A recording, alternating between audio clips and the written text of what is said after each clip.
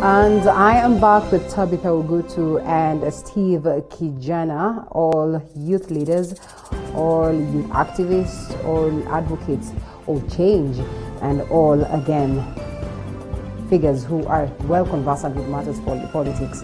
So I would call them, political analysts as well. So welcome on board as we expand some more on the current affairs on a youthful angle. 22047 is the SMS shortcode. You can drop your comments or your questions as we proceed with the session. Hashtag Morning Cafe at Linda_Lela, and we'll also invite you to call us live. The numbers will be rolling down on your screen. Tabitha, good morning. Good morning. Good to have you after forever. It feels good to be here. Yeah. And of course, Steve Mambo. Well, Anna, You're well? Me, I'm well. I think it's been long since we had Ogutu. I know, so long. Finally, it's long, and it's nice to be now back here. And I think it's a great opportunity to shape the political discourse of our nation. I agree. And to kickstart, I think would have loved to focus much on issues to do with the youth, but then again, President Uhuru Kenyatta says that we should look at youths as though they are the assets of today and not promises of the future. And speaking of which, then, the youth should be involved in addressing the issues that revolve around governance, policy making, everything that affects now and affects the future of the nation. So we'll talk about the aspect of devolution that has seemed to be one of the best things that ever happened in the country in terms of governance, but then again faces numerous threats. And today, governors have threatened to, sort of talk over different tone on matters. Senate governors threaten now that they're going to close down activities at the level of the counties because they feel like they're frustrated. If there's no money, nothing can run, totally nothing at the level of the county. And I've had, numerous sessions with Steve Kijana. I would almost guess his view on the same. And now let's loop in Tabitha. Let's get to hear what you have to say. You've been following up on the events, especially on the revenue stalemate in terms of disbursing funds to the level of the county. If it's not IFMIS, then today it's the Senate that is delaying this. What way forward? I think, Linda, this is an issue which has been discussed time and again, and we seem to be not moving forward. And what this means to us as citizens, especially at the county level, is that the delivery of service is compromised because if we do not have the funds given to the counties, that means that we cannot have even better healthcare system because health was devolved. There's a primary function that was devolved to the counties. So that only means that all the citizens or the people who are in these counties are the ones suffering. So it calls for the need for the government to really look into ways through which it can ensure that the leaders, especially the Senate, passes some of these recommendations on revenue allocation because it really is hitting on the operation and service delivery. At the end of the day, devolution was brought to make sure that the services are near to the citizens. So if we cannot have these services near to the citizens in terms of ensuring that the funds are availed, all the funds are availed because there are always funds availed by the national government to these county governments to ensure that operations are run very smoothly, then we are talking of a situation whereby the devolution itself can even, be compromised, and we cannot be having these counties in the near future. So if we do not address the problems that are facing the counties at this moment, then even the incoming governments or even the presidents who are intending to take the presidential mantle come 2022, they'll be having a very serious crisis if the current government does not address the problems facing devolution. True to it, there's need to move and address this with speed. But Steve, look at this scenario. It is one thing to pass a resolution. It's another to pass the right ones, the right proposals, the right resolutions.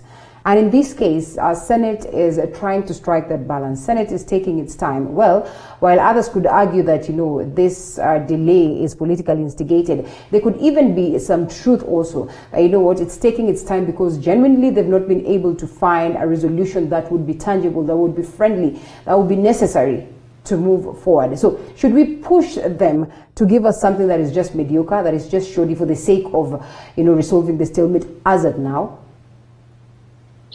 Well, first of all, I want to first support some sentiments by Governor Paranya that Senate should be actually dissolved. Article 96 of the Constitution states very well the roles of the Senate. And when an institution cannot perform its role, then we do not have a purpose of it being there. Now, moving forward, I think we should not really push the Senate to give us a mediocre, proposal. And I think what we need right now, and what we have been speaking about for long, is that give counties 50% of the share. But the controller of budget recently said that that money is not available. What that tells you is that the government probably is the one that is responsible for this delay. And I feel that probably the treasury is broke or something of the sort. It is not the first time we've seen the treasury being broke and creating such delays, because the controller of budget was saying that even half of that amount that the governors are asking for is not there. And I think that is why the governors have resorted to that kind of approach, where you now want to suspend activities in counties. And I think I saw a very bad show of, Senate when they came together, and the special committee that was tasked with that role of finding the best resolution came up with two resolutions that were good. And at the end of the day, they said that they were now delegating their role to the president and the party leader of ODM to decide on behalf. I think that was quite a show of the Senate being unable to perform his role. And I think it is time the Senate realizes that the Senate represents the whole country. The Senate is not there to represent the interests of individual communities or individual regions.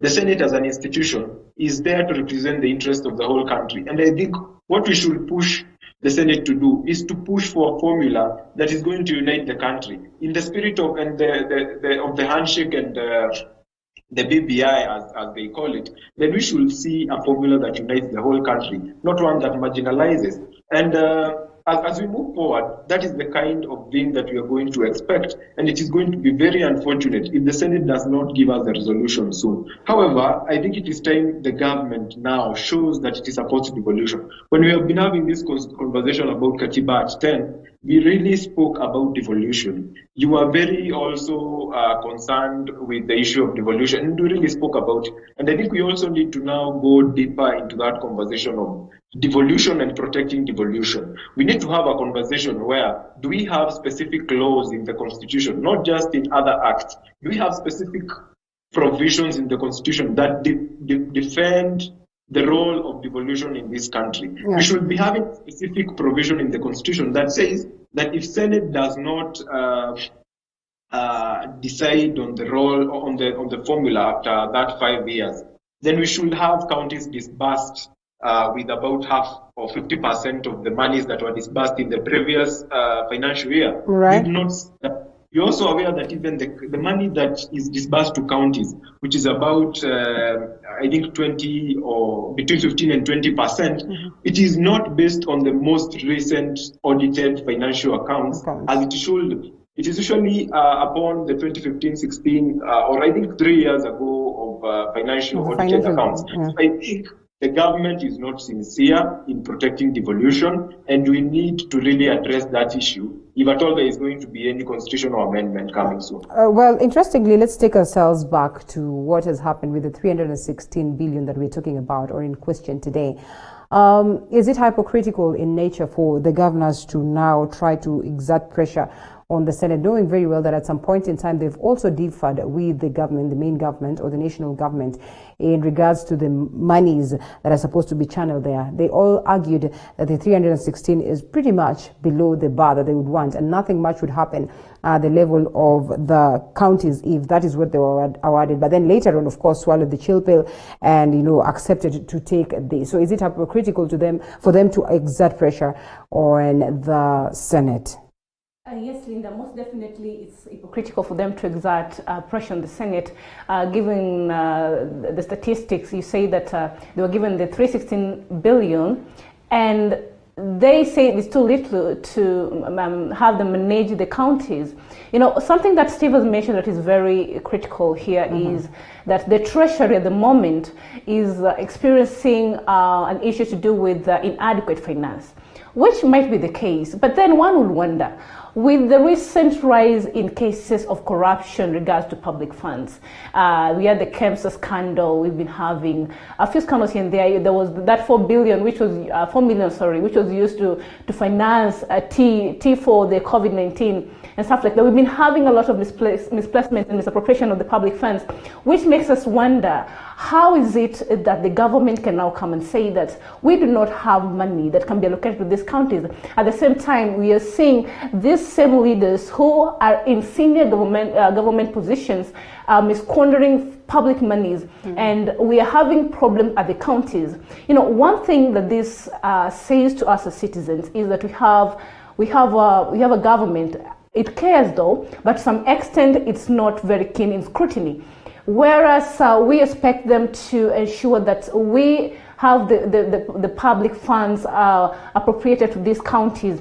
They are not so keen to ensure that the counties have the funds, because they're not taking care of the funds. Now, if we have a good look at what this will replicate in these counties, is a situation whereby the governor's performance would also be undermined, and when the governor's performance is undermined, then the national government will also, at the top there, will be complaining our governors are not executing. Now, what is it about devolution that we so marvel? Devolution was a very good idea from the start, and I will say that if devolution was a good idea, then I don't see why even the Senate should be done away with, because at the same time we are blaming the Senate for not pushing for this allocation of the funds. The national government is primarily responsible for ensuring that there is allocation of these funds to the counties. So at the end of the day, we need to find a balance, and the balance will only come if we can sit around the table and dialogue about the best way we can go in ensuring that we do not have occurrences of the same and solve the stalemate at the moment, because this is a very crucial thing to just sit down and talk about it vividly, instead of going deep into the issues and ensuring that we find these funds and the counties are funded as is required by the Constitution. And Steve, the proposal that we get 50% being disbursed to the counties, for a start, before the settlement is solved, that is the Council of Governors Chair, Oparanya, argues that this is not going to be helpful, extensively expounding as to why this would not work at this particular point. So what way then, if at all, this is not going to be addressed? And they give an ultimatum of 17th of September. They say that is the actual date that they will decide to close down activities. Will it be the best move, knowing very well that yes, COVID-19 has dragged us behind? We still are grappling with the situation of getting the counties to a level where they can at least generate revenue for themselves, revenue that can be used and actually even transferred to the level of the national government, so it can help the country across. So if we are talking of shutting down activities at the level of the county, how much of damage will this be? I think it is going to cause a very serious damage. Looking at how counties operate, and as Tabi rightfully put it, counties control so many functions. In fact, we've seen the Minister for Agriculture at the national level looking to be so active, especially on the coffee, tea issues. But we still understand that most of agriculture is a role of the counties. Most of health is a role of the counties. So that tells you that with the agenda that money should actually be allocated to functions, then most money should be going to counties. About 40% rightfully should be going to counties, although that is not currently in the law. So I think right now we really need to look at that issue very keenly. However, I think nobody should rush the fact that we need 50% disbursement. First of all, you understand that this was as a result of an advisory opinion. It is not yet law. It was a result of an advisory opinion by the Supreme Court that such monies should actually be disbursed. But let's now look how counties operate. Counties do not actually receive all the 316 billion disbursed directly to their accounts. First of all, after the right laws for the appropriations and division of revenue have been passed, the money first goes to the county revenue account, the county revenue fund. So first of all, once the money goes to that county revenue fund, the county then requisitions for the various functions that they have and the various probably contracts and works and that needs to be done at counties. So basically, even if we give the county. All right, I think we've lost Steve on the same. But then again, as we get to wind up on this particular subject, we also take a look at the matter of COVID-19. And like I had said, I know extensively COVID-19 has dragged very many activities across the global fraternity behind. And we have received reports from the county. One, a commendable report that at least some of the counties are trying to match up and, attain the 300 bed capacity. At least 30-something, 32 or so counties have been able to achieve that. We all cross fingers for the rest to equally join in and do the same. And they have also projected some numbers in regards to, the home-based cares and, the people who've already been released from hospital and all that. But these numbers do not match up to what the Ministry of Health has projected. I mean, is that cause for alarm? It is definitely a cause for alarm, because we will expect that the numbers that are given by the Ministry of Health in their daily briefing in the media matches up with what we are seeing at the moment. So when we have a situation whereby the numbers are not matching, then we ask ourselves, how true are these figures that they keep giving us on the COVID-19 patients and even those who are deceased and even the people who are having home care quarantine. So at the end of the day, I think that the Ministry of Health is really not playing a part in something here, and not unless it addresses it, then the credibility of the fight against COVID-19 is being compromised. Because we need to have a system whereby we are sure, as Kenya at the moment, we are at this point with the numbers, with the active cases, and also we have, if we are talking about the flattening of the COVID curve, then how sure are we that the curve is flattening if the numbers that we are using to estimate the shape of this curve are said to be faulty at some point? Because if they do not match up, the numbers do not match up, then how sure are we that the curve is either flattening or the curve is getting worse? So it calls for the need of the people involved to really play part in ensuring that they have the accurate numbers and they do not just have opinion of numbers. There's opinion of numbers, and then there's that scientific, the scientific numbers, because they have done their research, they have done their testings, and therefore the numbers are a clear indication of what is really happening and the really active cases. So we don't want to assume issues. So we don't want to see these things moving forward, because COVID-19, by the way, is not something that is going away anytime soon. So if we start having this mismatch at this moment, then what is it that we have at the future in relation to the fight against this pandemic? All right, do we have Steve? Yes. All right, Steve, I think you've heard what we are discussing on the discrepancies that we see on the numbers. At this point, the counties arguing that they have about 569 patients who've been released from home-based care. They give up their projections in terms of the numbers and the activities at the level of the counties, contradicting the numbers that have been projected by the Ministry of Health. I mean, just how much then should Kenyans be worried about this?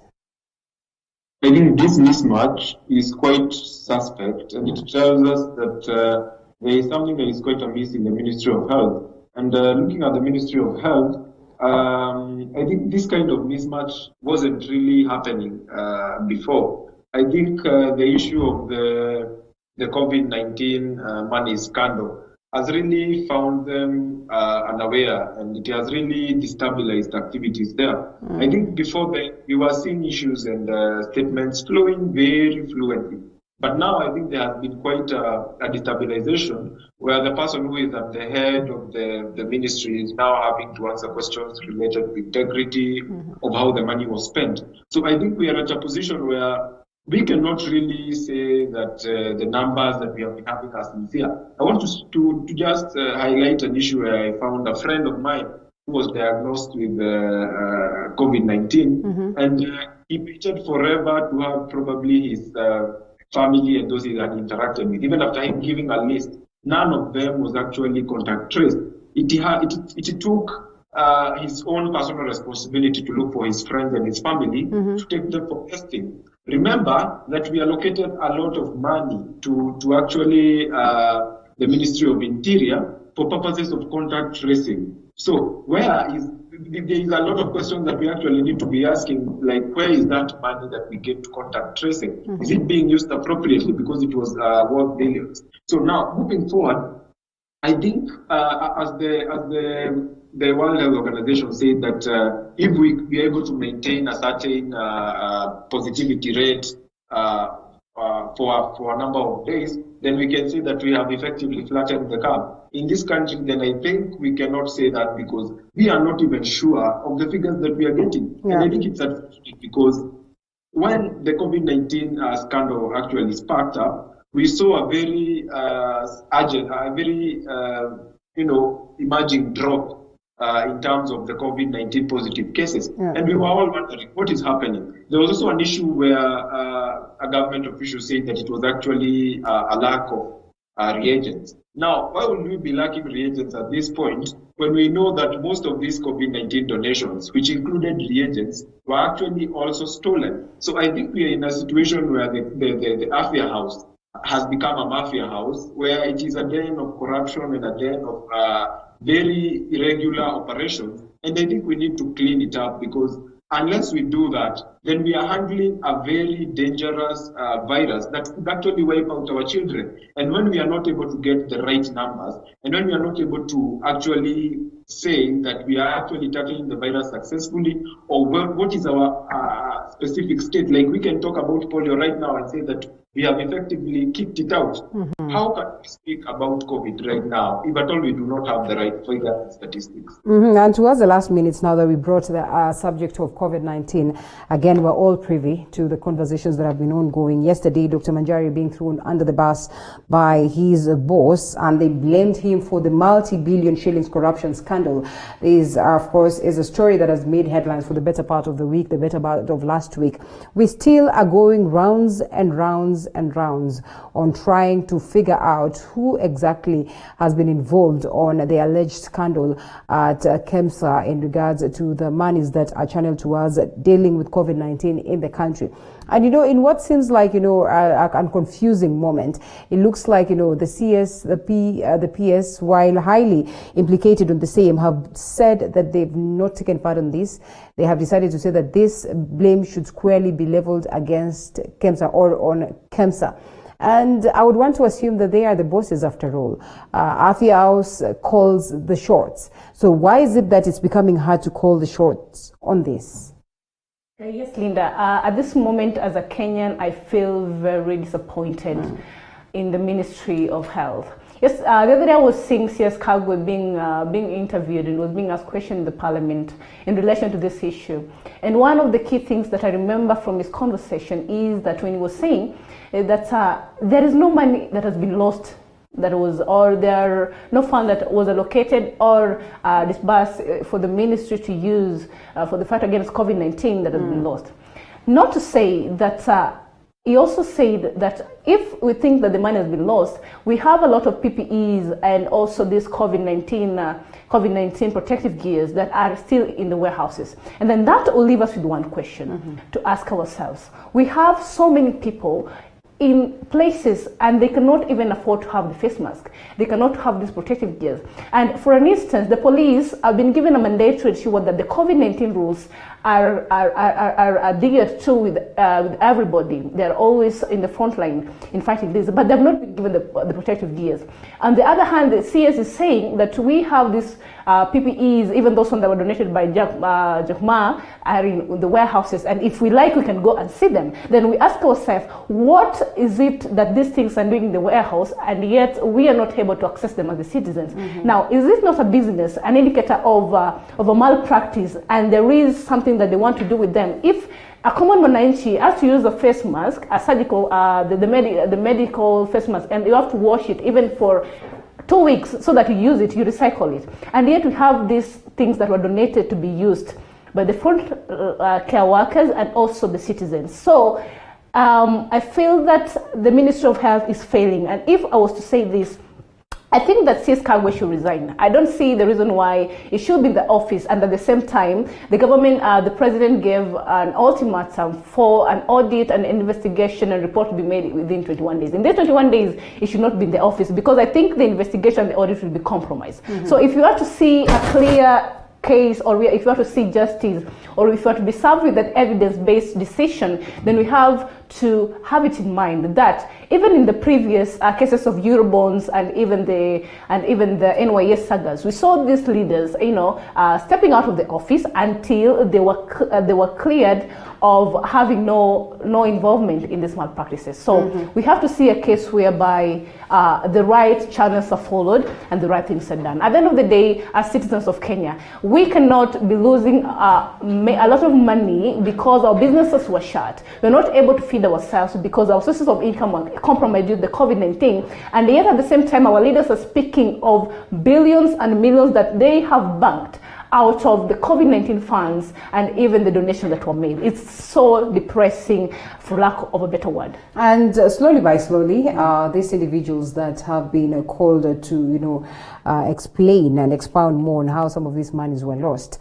While some would argue that no monies were lost because every single cent was channeled towards, buying something or getting something. They equally, without knowing it, acknowledge that yes, there's an error, there's a mismatch on a lot of stuff or on procurement processes and all that. And the state officially acknowledges the fact that JAMA's donation was stolen even before it got into the country, at the level of Addis Ababa. It is unfortunate. So Steve, as we get to wind up on this, 21 days ultimatum by President Uhuru Kenyatta, and we've been treated to daily briefings and daily, appearance of the individuals in question, in the houses trying to expound more to the health committees. Just how much are we likely to get, tangible evidence that would help the courts be able to, implicate these individuals? First of all, I don't think we are going to get any tangible evidence. And if at all we are going to prosecute anyone, then it will be for their aesthetics. Now, President Uhuru Kenyatta gave an order of 21 days. I think the last time we had this discussion, I was actually of the opinion that Raila Odinga gave, that let's first audit so that we can have some tangible audit, which we can now then forward to DPP for prosecution. Now, where we are, I don't think I think we lack goodwill in the fight against corruption from the topmost level of governance in this country. In June 2018, you remember that there was this directive issued by President Uhuru on the issues of procurement, and the same thing that he was saying back when he addressed recently, that all these procurement opportunities and who was given tenders should be made public in the websites and all that of the ministry. I think the fact that he had actually to order that recently, after having made a similar order 2 years ago, saying so much about how much these public servants don't take him seriously. I think there is a time recently he said that he has been told by a relative that he removes his sword and it comes back without blood. Apparently, I think he has removed his sword when fighting political battles recently and come back with blood. But whenever he removes his sword to fight corruption, it doesn't come back with anything. And now, moving on to this specific issue, the issue of the COVID-19 funds lost. I think, first of all, we need to be very honest that I don't think we are going to get any evidence deeply because I don't think we have the goodwill. First of all, we have seen individuals like Murathe saying that they played a broker's role in a recent interview.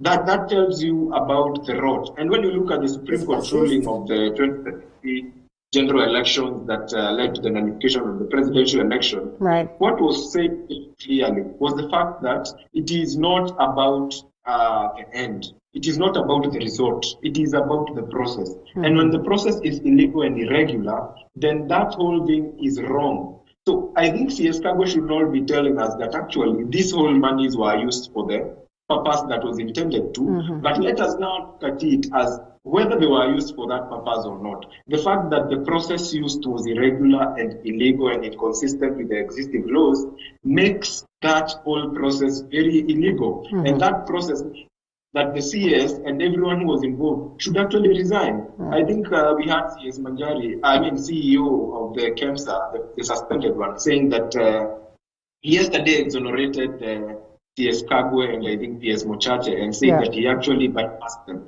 But at the end of the day, the buck stops with CS Kagwe. We had him say, just like former corruption suspects, that he has never visited KEMSA. That is a popular narrative that we have had with such individuals denying such issues, that he has never visited KEMSA. First of all, that one alone is a failure by a CS to never have visited such an important institution under his ministry to know how it is operating. So I think the fact that he has never visited KEMSA means that he also did not care or bother to actually monitor whether it was performing its roles according to the law and according to the needs of the people. So I think the issue here is actually a matter that we need to really address. And I agree with Tabi that everyone who is involved in this scandal should actually resign so that we can find the real issue. But I think it is quite suspicious how immediately the scandal came up. The CEO Manjari was immediately suspended by the board. And we had the Senate really question the board chair, the former senator for Murang'a, on why the CEO was quickly suspended. Was it probably to hide any evidence? Was it probably to make him not say something that he should probably have let us know about that whole process? I think all that line of people, including the board chair of KEMSA and the CEO, should have actually stepped aside, and unless they were actually initiating private or internal audit activities, then we should actually see all of them now coming up and resigning and letting the investigative agencies do their work. But I don't have no that we are going to actually get to the bottom of this. We are going to be treated to the usual aesthetics, and what we are having right now is cosmetic surgery on the finger of a heart patient. That is the life of a thing that we are actually having right now. Sad to note, and interesting times lie ahead as we closely follow up to see what will happen on the same. And I would say politics or current affairs or news in the eye of the youth. And they have spoken, they have said it. Important to note is that the youths are now coming out and are actively involved. They are aware, but indeed equally change is nigh, as we all hope for that. Tabitha Ugutu and Kijana Steve, thank you so much for the great insights this morning. That's where we're going to wind up this particular segment as we cross over to Matters Entertainment. So much lined up for you, so don't